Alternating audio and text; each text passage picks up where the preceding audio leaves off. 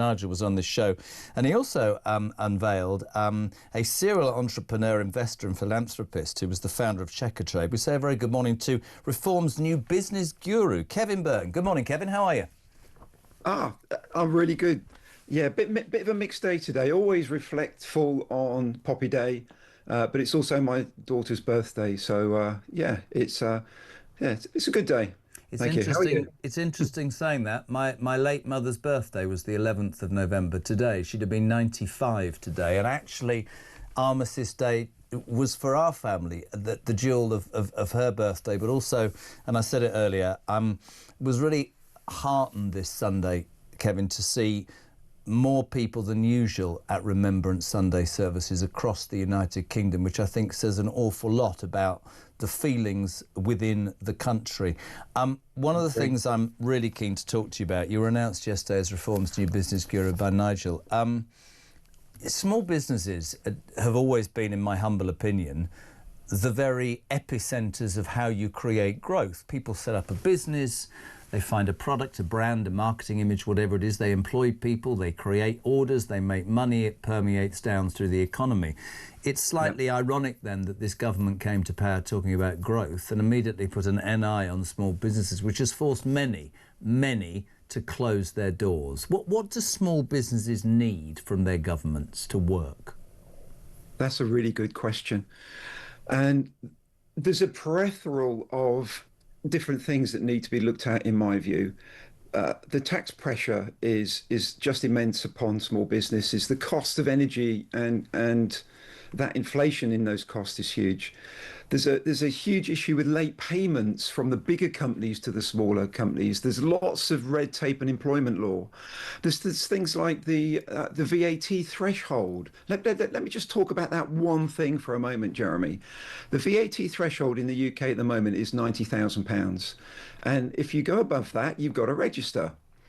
And let's say the average person does, and I'm talking about trades because that's my expertise. Let's say the average person has £36,000 of materials and £54,000 in wages when it comes to the 90,000 break.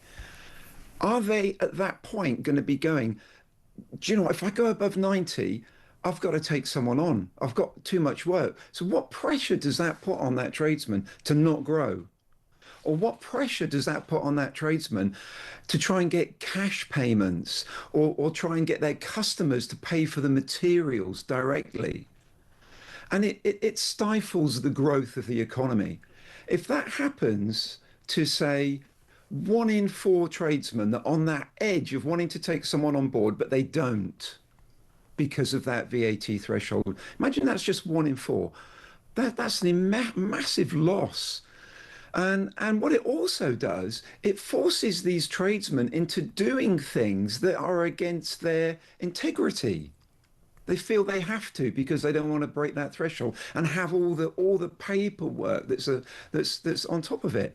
My view is most tradesmen and most small businesses, they just want to get on with their job. Yeah. They just want to look after. They want to fix your car. They want to feed you. They want to sell you clothes.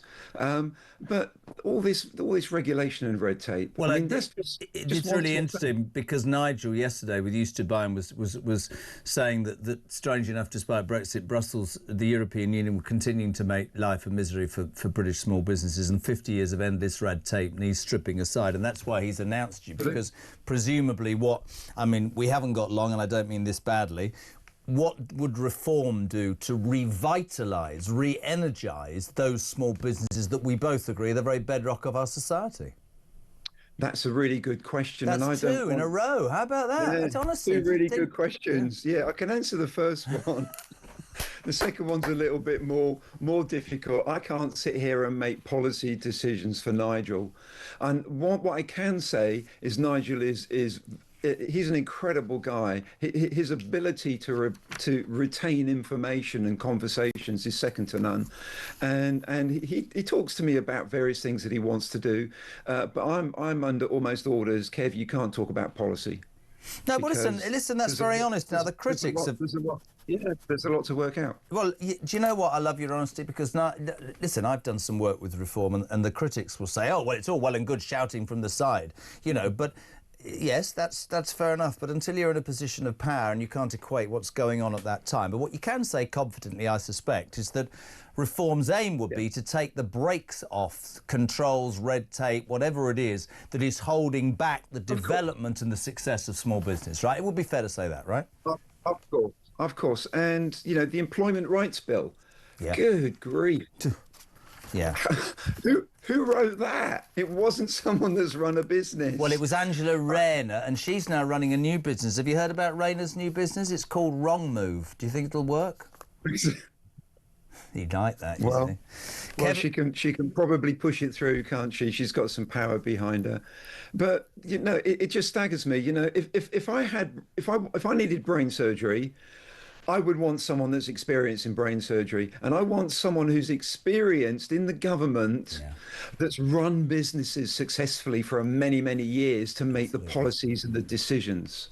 And I don't think we've got that at the moment. I mean, if I'm wrong, correct me. I don't think there's a single person on the front line of the Labour bench that's run a business. Well, I don't think there's anybody on the front of the Labour bench who's ever had a job that's not in a think tank, the Fabian Society or some local council. I don't think, and that's one of the things that Reform talks about, and I think talks about well, that Richard Tice, that Nigel have run successful businesses. They know the good, the bad and the ugly. Kevin, listen, great to have you on board with Talk, of course, and also Reform, and we look forward to dealing with you many more times over the next few months. Thank you very much indeed. Announced yesterday by Nigel Farage as Reform's business guru. Kevin Bryne there, OBE, founder of Checkatrade. What is it now?